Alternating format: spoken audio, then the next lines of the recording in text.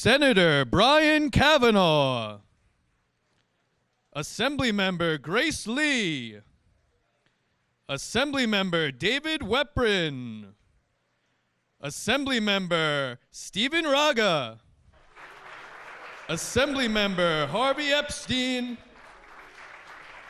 and please welcome Assemblymember Joanne Simon.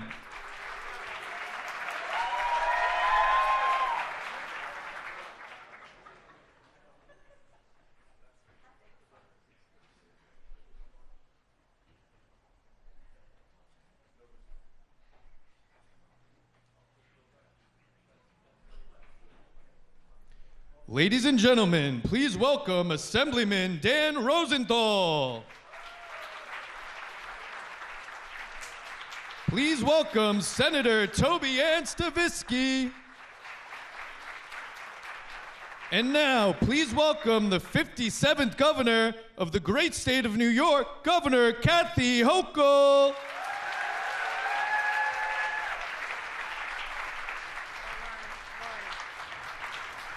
Hello, my friends. Hi, everyone.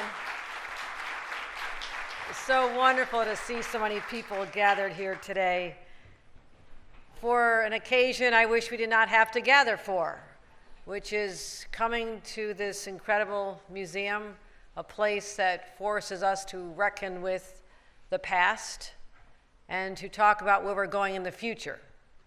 And I still envision a future where hate crimes are no longer part of society. But until that day, we must continue to rise up and find every avenue possible to defeat the haters and to let them know that we are united against them. That is why we are here back at this museum. I toured here just last summer. One of our previous events is my third or fourth time here as governor. And if you walk down the halls and see the images of people no longer with us, lives cut short too soon, it's a visible reminder of how hate is like a seed. If it's planted, it can grow and grow and grow. And we're not talking about flowers, we're talking about weeds. Weeds that can ultimately strangle society. And that's what has happened decades ago, but I feel that same sense today, and that is why we act today with a sense of urgency. I will tell you this, there are many elected officials here. I know many of them are recognized, but I'm so grateful that they are united in solidarity with our efforts to do what we can legislatively, program-wise, executive action-wise, as well as making sure we're funding the organizations that all too often are subjected, their members, their constituencies are subjected to acts of hate and xenophobia and homophobia and anti-Semitism, racism, all those isms that are out there. But there are organizers here in this room and across this state. We'll be talking about how we can help lift them up, help give them the resources that they need as well to carry on the work that they're doing to help people live a healthy life. And I want to thank, first of all, a sponsor of a bill we're going to be signing here today. I thank Dan Rosenthal for his many years of service and his willingness to find any way he can to deal with the problems of today and team up in the legislature and get bills passed through the Assembly. Find a partner in the Senate. If he found Senator Stavisky, and they can talk about how the journey literally started just over a year ago, less than a year ago, to where we are here today, but I'll let them speak in their own voices. But let's give them a round of applause for their leadership on these issues. Jack Kleiner, the CEO of the Museum of Jewish Heritage, I thank you for, again, opening your doors to us. Jack, it's been extraordinary. I've been here so many times. I feel at home here. And I thank you for just keeping the keeper of the flame that we want to make sure continues to be nurtured and grow even higher in this venue, but as it spreads out through communities. So thank you for all you do, and everyone who's on the board of the Museum of Jewish Heritage. And I know my friend Patty Kenner is here as well, who has been talking about this. every time we're together, which is often, she talks about some other innovation, some other collection, some other exhibit, some other lecture that is going on here. So I thank people like Patty and others who are making contributions every single day. Also, Toby Levy is here, a Holocaust survivor. Toby, let's recognize Toby.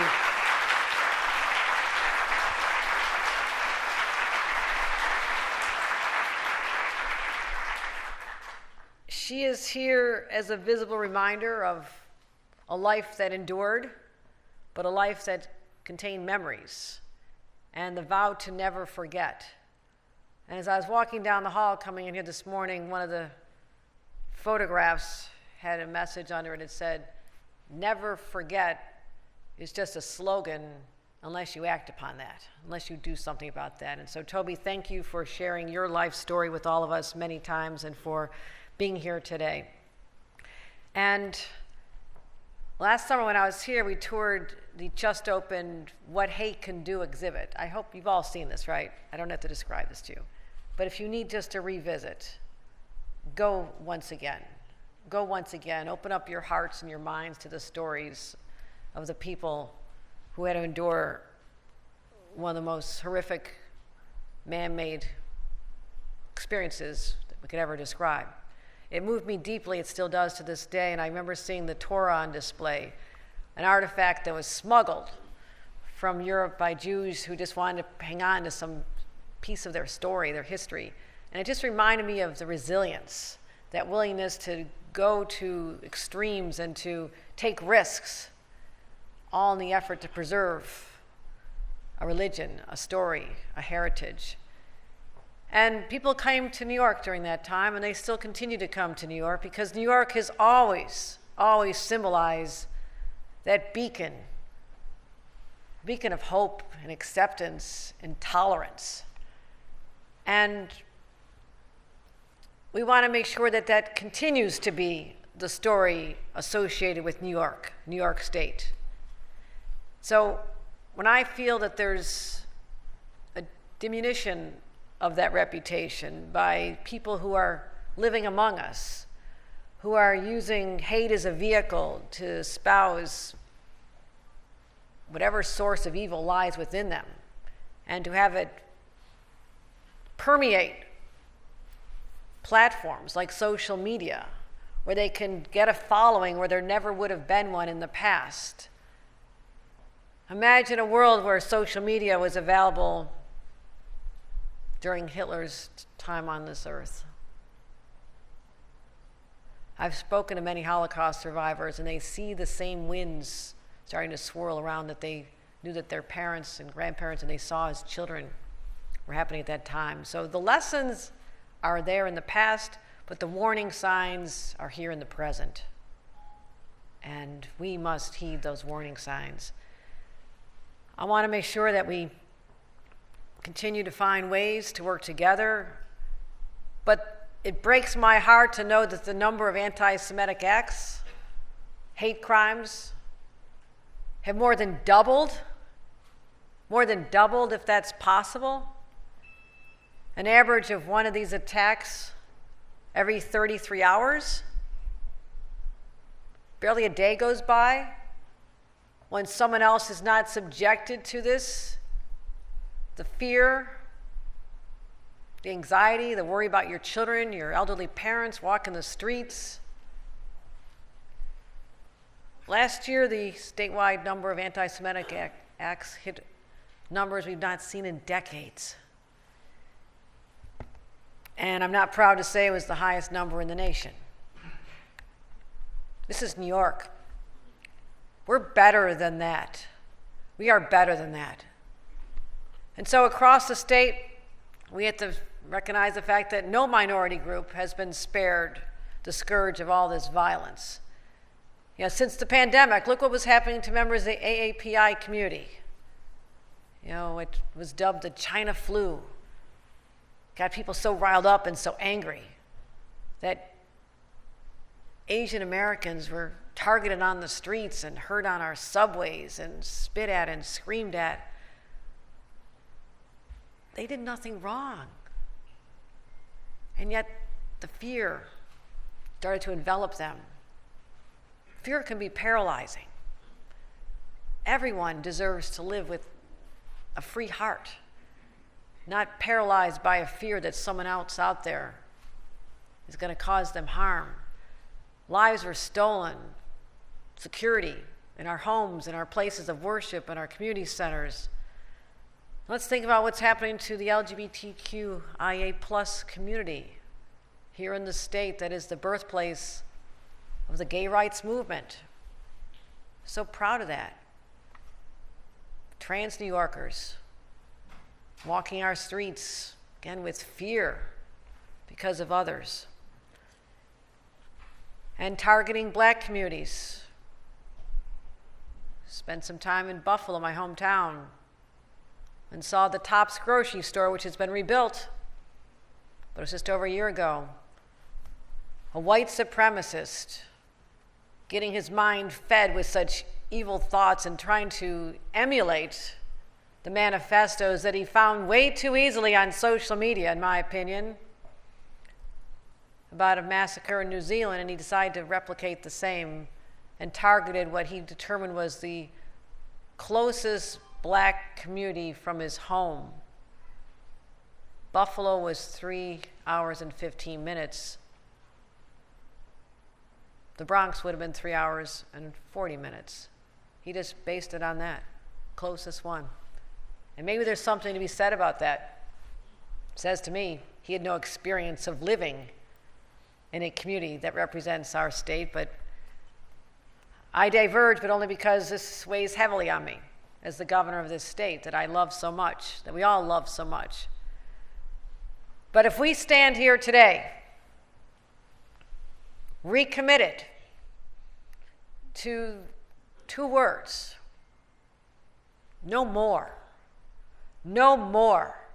No more hate in our state, and stand up and back it up with 20 million New Yorkers.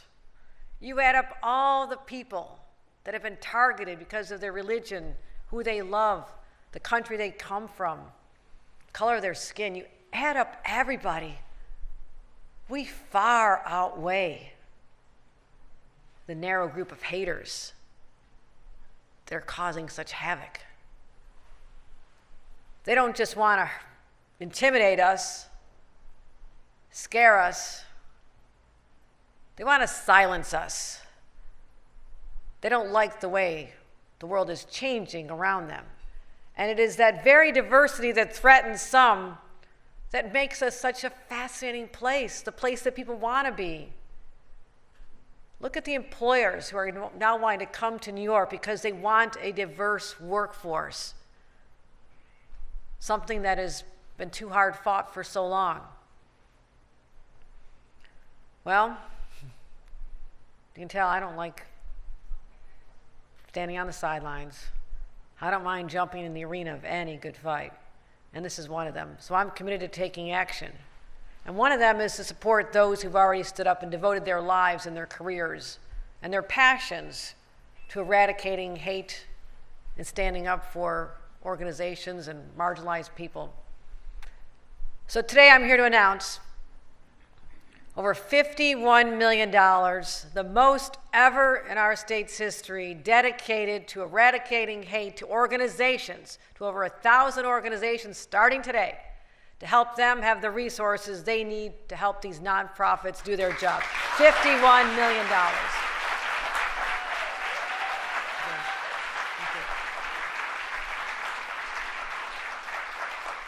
These security grants will be helping religious institutions, community centers, cultural centers, places that we know are targets by their very virtue of their existence. We know where they are. And I want everyone who comes and gathers, whether it's in a synagogue, a yeshiva, for school, or a mosque, a church, organizations down in Chinatown, Flushing. I want people to know when you gather there, you're going to be okay. That when you send your kids to a program, a summer camp there, they're going to be okay. When your parents go to a senior program and play ping pong down in the Lower East Side, that I've played many times down there, they're going to be okay. That's what people deserve.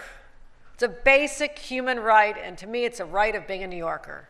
So this money, starting today, this historic investment is the most ever awarded with our Securing Communities grant funds, and these individuals will be doing the work that I need done, helping at-risk organizations, helping people with cybersecurity improvements, not just cameras, but also technology, monitoring technology, training staff, bringing on more staff. It's part of our enduring commitment to eliminate this hateful violence. We also continue to invest millions in our hate and bias prevention unit. And I've asked my Lieutenant Governor, Antonio Delgado, to go around the state, and he's been convening listening forums and bringing back information in real time to us so we can formulate what we're doing here. He's doing an incredible job, and I'm grateful that he has dedicated his time to this as well.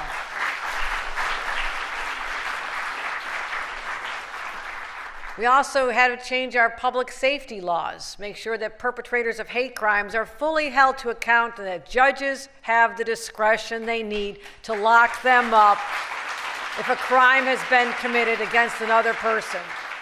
That was so important. And now let's talk about addressing hate in our educational system. We have a path to change the hearts and minds of people even at a young age. That's what education's all about. A strong pillar of the Jewish identity is valuing education. But education has great potential, but educational institutions can also be places where people learn to hate. And that's what we have to stop. We have to stop that. We gathered last year to talk about the bill we signed to ensure, not just say you should do this, but that ensuring all of our schools are teaching Holocaust education as the law requires. Because we have to eliminate the ignorance that breeds this bias. But there's always more work to be done. And we're going to be monitoring this. I stood here last year and said we're going to be watching this, monitoring this. But let's talk about higher education as well. We've seen a lot there lately. The statistics are deeply, deeply troubling of the incidence of hate crimes, bias crimes that are happening on college campuses, which in an ideal world, where the places where people from different backgrounds gather, you share ideas, it's education. I mean, you're listening and absorbing views of others and processing that and challenging that against your own upbringing and maybe coming out with a different point of view about people and their history and creating a sense of empathy, which is hard to teach, but that's what changes everything. When you understand the shoes that someone else has walked in, or their parents did, or their grandparents did, it gives you a different understanding of where they are. That's what's supposed to be happening on our college campuses. And I still have an optimistic view that we can ensure that that is what is happening. But we've seen too many times where people are targeted because of their identity, even on our college campuses. And so, we had two leaders step up. I identified them at the front end. Assembly Member Dan Rosenthal, Senator Toby Stavisky, said we can do better. And today, I am so proud to be signing a piece of legislation authored by them to strengthen our hate crime reporting and investigations on college campuses. Let's start saying these are places where people should have freedom. And I support and thank the higher educational institutions that embrace this. Now, one could say that sharing information and statistics about hate crimes on campus could be an examination that they don't want to do because it may put a black eye on their institution. We had the same experience, and we talked about, and I worked on this for years, sexual assault on college campuses. If you identify campuses that had a high number of assaults, that would be used as difficult in marketing for them. The opposite was true, and I said the opposite would be true. When you are an institution that recognizes that all is not perfect, that you're willing to call it out, whether it is sexual assault or whether it's bias crimes or hate crimes, that should say to prospective students and their parents, that's where I want to go. This is an institution that acknowledges this exists and is willing to do something about it. That's the mindset we have to change. And that's what this legislation, I believe, will do. And I want every single college to have to adopt and implement these programs so every single student, when they leave the security of their home, feels just as secure on a college campus. And every New Yorker walking into a grocery store or a house of worship or a community center should just feel as safe as well. That is my vision for New York, plain and simple. Everybody deserves it, and I know with the commitment of the people in this room and across this state, we'll be benefiting from our resources, but also having leadership represented by our elected leaders here today. This is how we make a difference. This is how we change the tides of time. This is how we win against hate. And so my closing message is this. We are recommitted. I can feel it. I can feel it. We are recommitted. And as more ideas come from people you're protecting, your organizations, come to me, come to your legislators, because I don't mind signing every bill I have to every day of the week if it'll be a step toward eradicating hate in the state of New York. And remember this, an attack on one of us is an attack on all of us, and we will stand up. Thank you. Thank you. Thank you.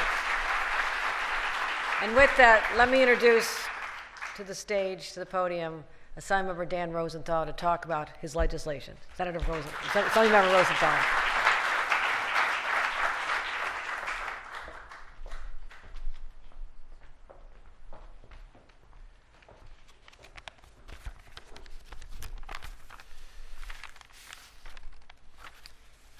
We've seen an alarming rise in hate crimes throughout the country, and unfortunately, New York is not the exception to that. Discrimination and anti-Semitism has begun to seep into our institutions of higher education, leaving students feeling unsafe while they are in school. No matter their race, religion, ethnicity, sexual orientation, everyone has a right to feel safe in the classroom. The motivation for this bill was inspired last summer when we met with local college students who shared their experiences with us about what they experienced while in school, both from students and even in some cases professors. Our colleges need to take discrimination more seriously and need to be proactive in combating hate on their campuses.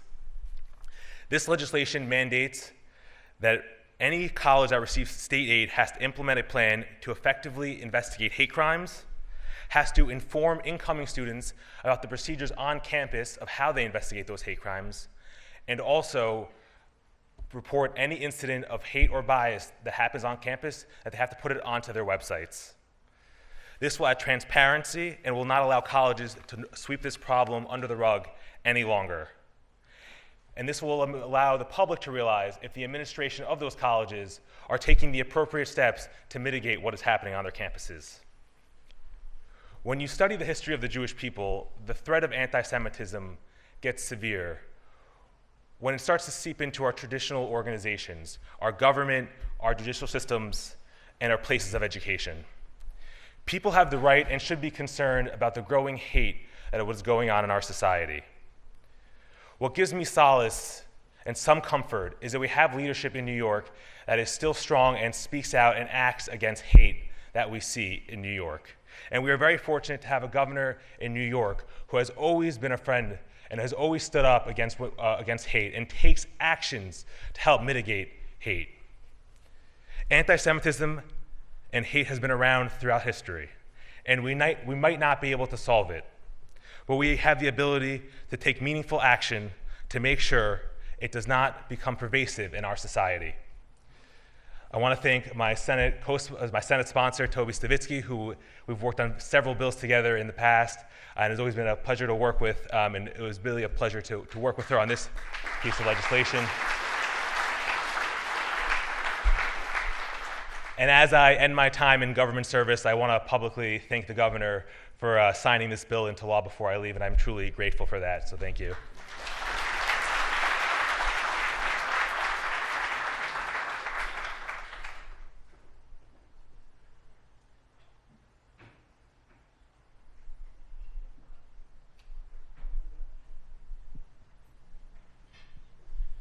Ladies and gentlemen, please welcome to the podium Senator Toby Ann Stavisky.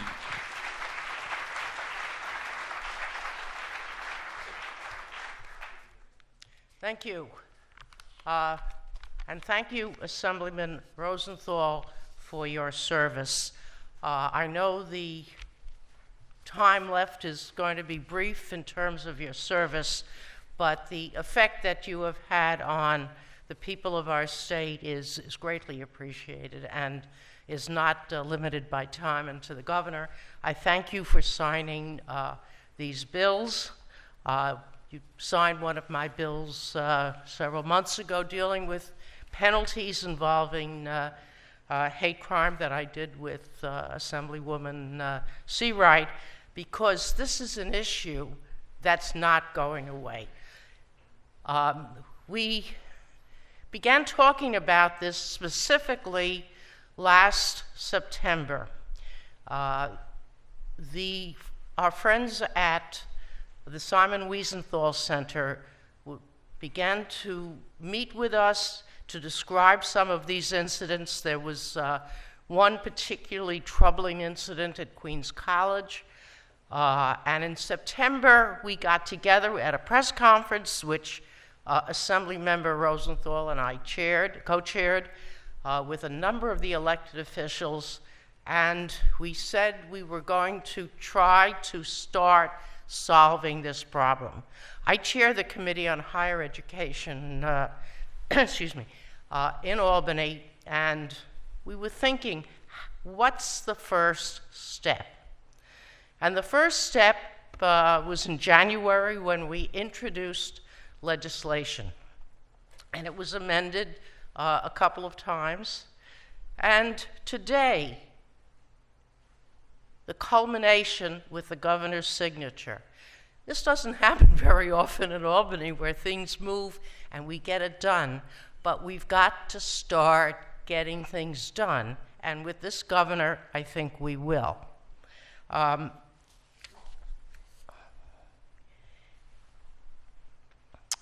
The issues involved matter. How can we figured out how do we solve this problem?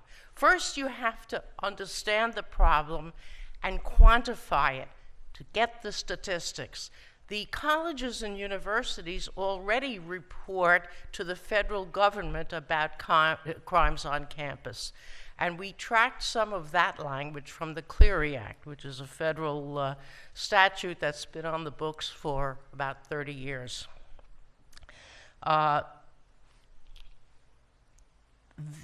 The issue involved hate crimes. And as has been said today, it doesn't matter what the color of your skin is. It doesn't matter to whom you pray, to whom you love. These are all issues of hate, and that has to stop.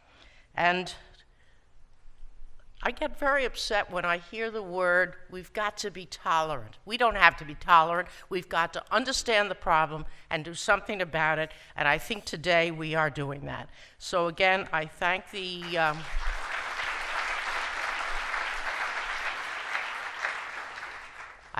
governor, and particularly Assemblymember Rosenthal. I wish him well in his future endeavors, and let's hope that this is another step in solving the problem. Thank you. Please stay seated as we take a commemorative photo.